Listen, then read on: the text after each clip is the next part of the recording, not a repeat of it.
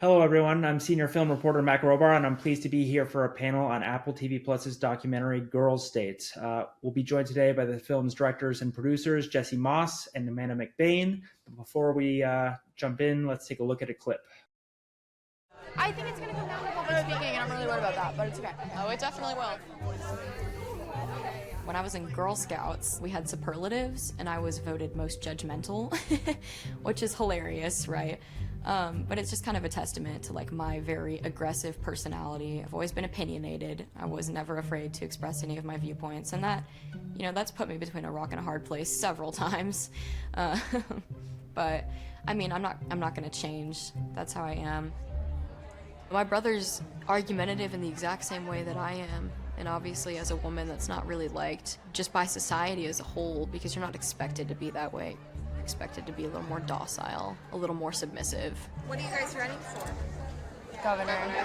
Awesome. Are you both from the same city?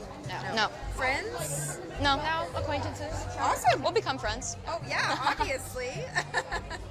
Okay, so why governor? I want to be in charge, so have the most influence I can. I'm just excited. I'm not really worried about being liked. What I'm worried about is to get people thinking about policies that I personally support.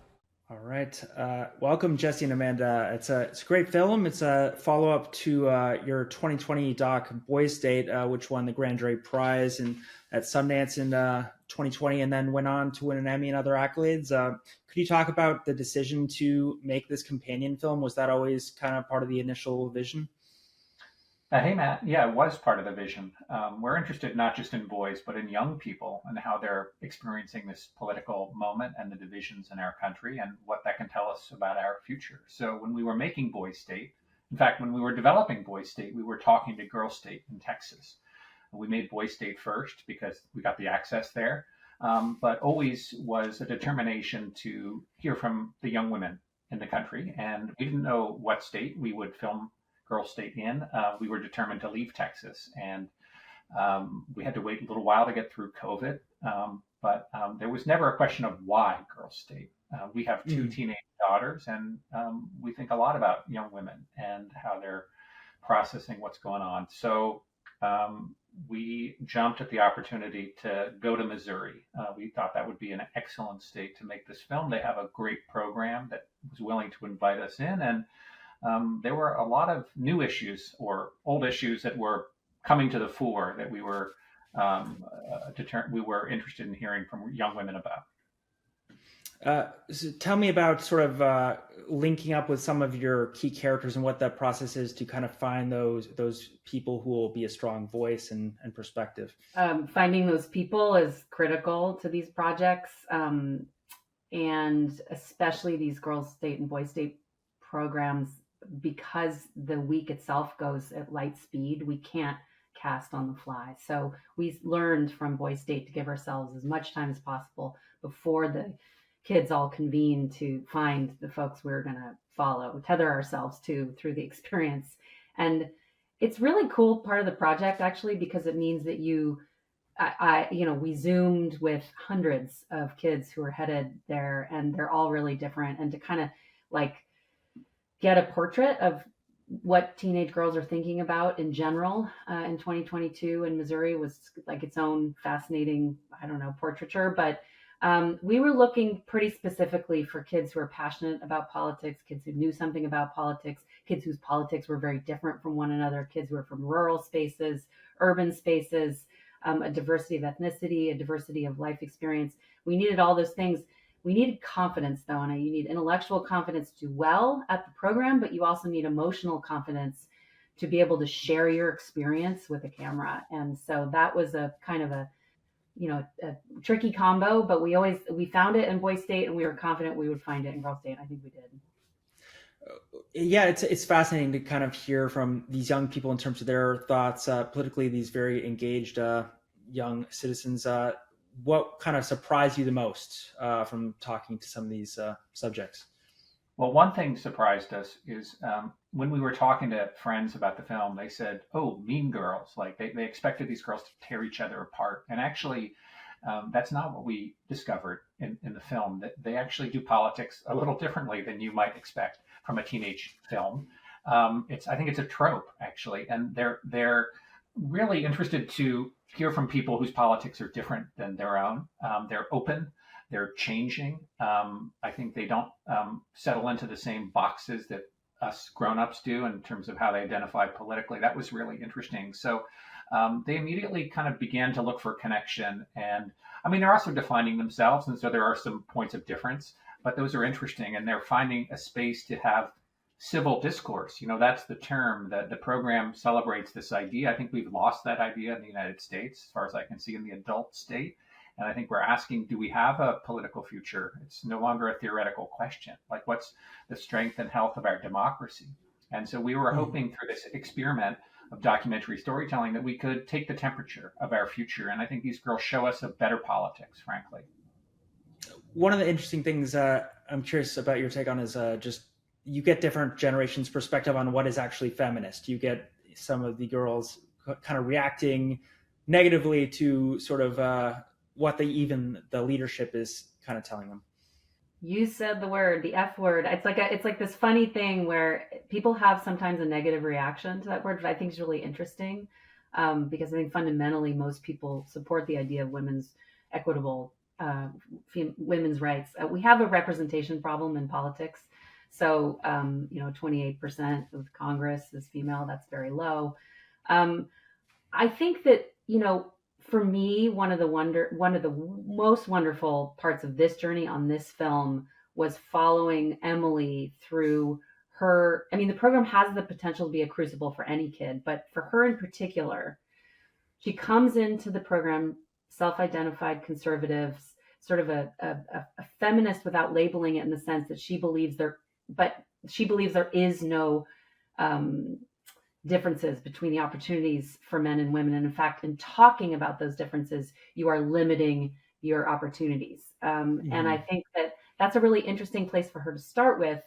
The week unfolds, and by the end of the week, she's the person who's ferreting out the fiscal inequities between the boys' state and the girls' state programs, and revealing then sort of a major structural difference between a boys and girls experience, which, is not just in the boys' state programs. This is also a microcosm of a macrocosm that is the adult state and the limitations that women face. So I think for me to as a whatever wave of feminist I am, as an older middle-aged mom woman, to watch the experience of this 17-year-old sort of awakening to what the world has for her is both bittersweet, but also kind of awesome to watch her be activated and do this journalistic piece on the funding issues.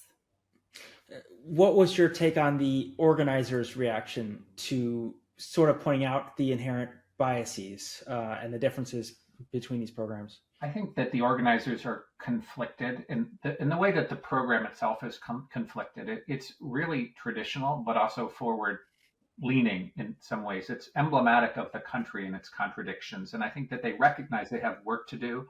We recognize we have work to do as a country. I credit them for A, being brave enough to allow us in, B, recognizing that Emily was having an important conversation and taking that in the right way by saying, you're right, we do need to change. We need equitable funding. We need to relax these old-fashioned dress codes. We need to stop treating these young women like they're girls and treat them like young women with powerful voices. They do that too. It's just there's a lot of fluff. That's what the girls call it. Let's get rid of the fluff and let's get them going as fast as the boys get going. And so I think they've taken the film and the message of the film and the message of these young women in the film in the right way.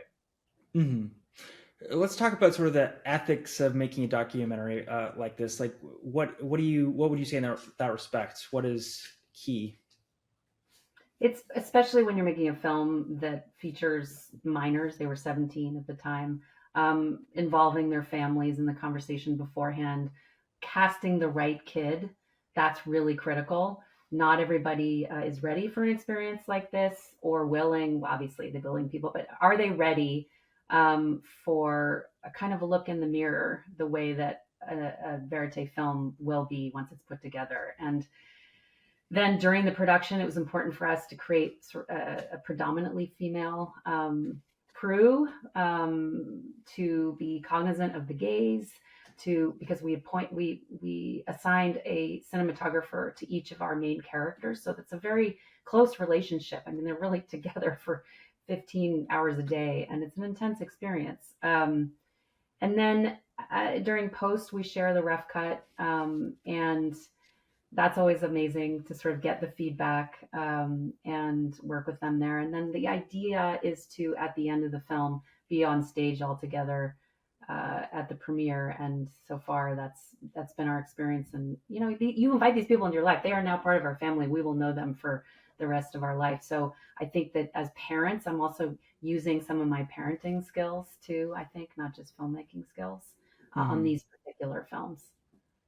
Could you elaborate on the logistics of the shooting process? You have different cinematographers kind of running around, and how do you manage a production like this, where where it's happening in real time in a limited kind of period, and you gotta get in there and get what you need?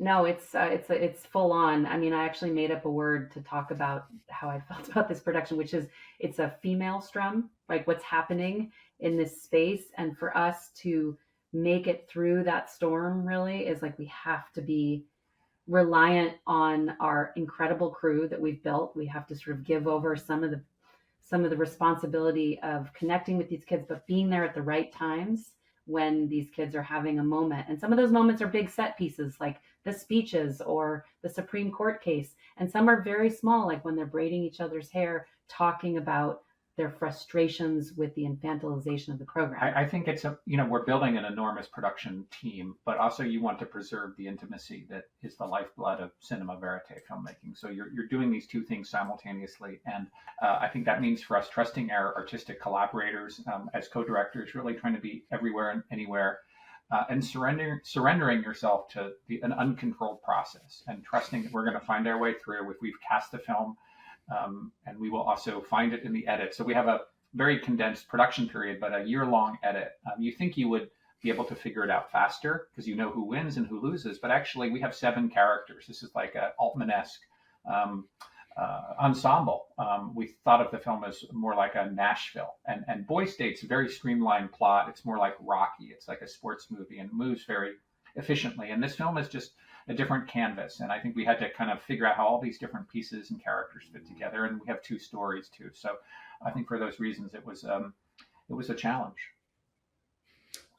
Does kind of spending time with these young women and seeing how engaged they are, and seeing their ability to sort of have a productive dialogue, does that make you feel sort of hopeful for the future? 100%.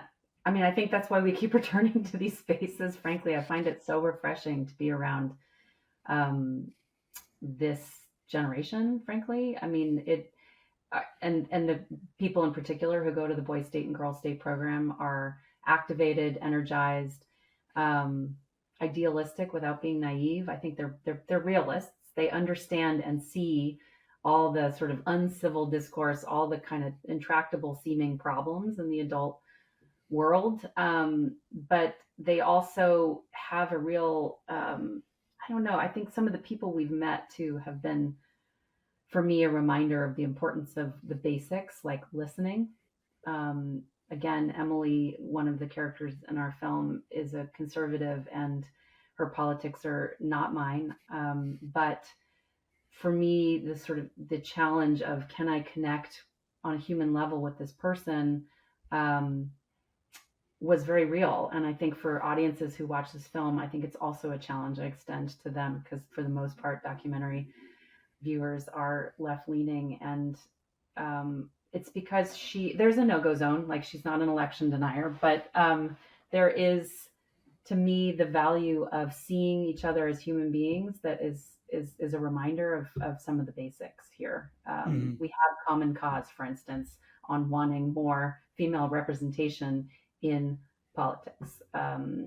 We have common cause actually in wanting more female representation in filmmaking too. So there's like a lot of shared, we talk so much about our differences. It's nice to spend some time talking about what we have in common.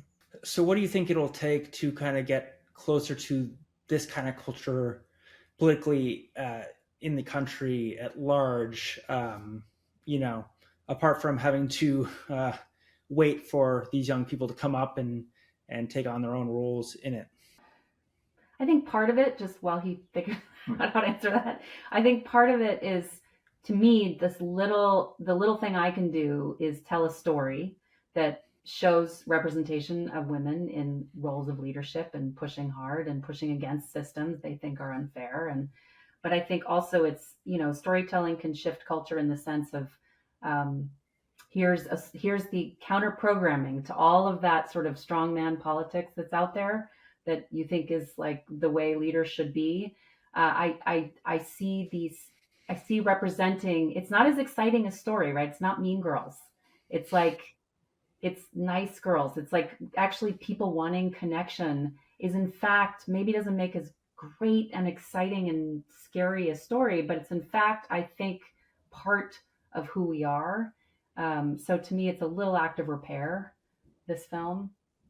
We've had some really young women in the audience, like girls 10 years old, come to see the film. And I think for them to see these girls who are incredibly inspiring and have strong voices, but are also vulnerable and human and laugh at themselves. And I think that is a powerful narrative.